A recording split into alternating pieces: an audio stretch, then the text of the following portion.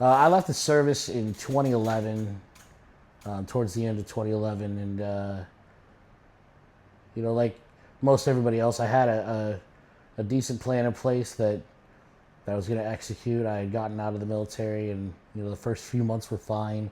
The transition wasn't as bad as I thought it was going to be, but what made it complicated was having another child on the way, as well as well, by that point we had already had Alana, and so she was out in the world causing a ruckus, and by that point the inevitable happened. Myself and my ex-wife ended up divorcing, and it was a really rough divorce.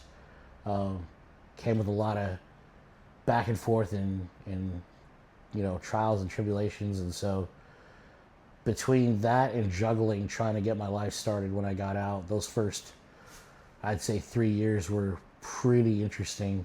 They definitely kept me on my toes. It was something that I was very looking forward to getting out of, knowing that as long as you stay consistent and you work hard to better what you did today, tomorrow, then you should be getting somewhere. And I was hanging on to that with a life and a prayer. And so, we're here now just because of hard work and staying diligent. But yeah, those first few years were pretty hairy. Rightfully so. Is there anything you'd like to leave with family, friends, brothers in arms?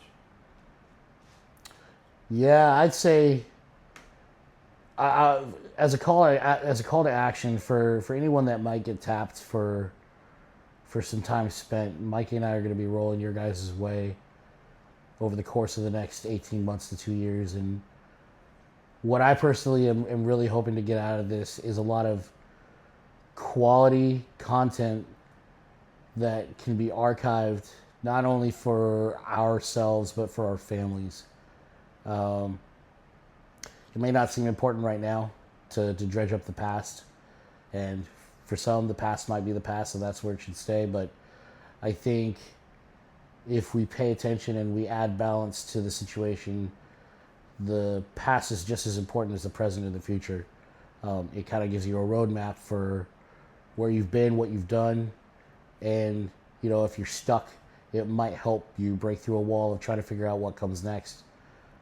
Just by reevaluating, where you've been at and some of the cool stuff people have done. And I especially for this group of guys, when we're talking about Able Company specifically, I haven't met a group of guys that have made more of an impact on my life anywhere in this world. And I think we're all kind of cut from similar cloths.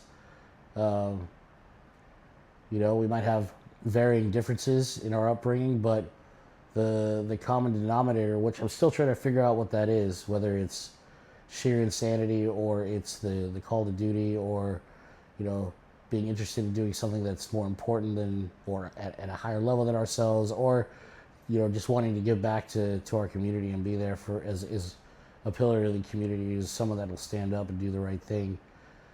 Whatever it is that ties us all together, I think it's really important that we evaluate that and hold dear to it, but also pay it a bit of homage and allow it to take us to wherever we're headed next in the next chapters of our lives. Because we've had, like Mikey said, we've had a lot of guys kick off before their time, and I think what that's taught me is to just cherish the moment and be there with and for the guys, but also knowing that it helps myself move forward and beyond certain obstacles. And it's always fun to take more pictures with your friends. Roger that, man. Hey, I appreciate your time. You as well.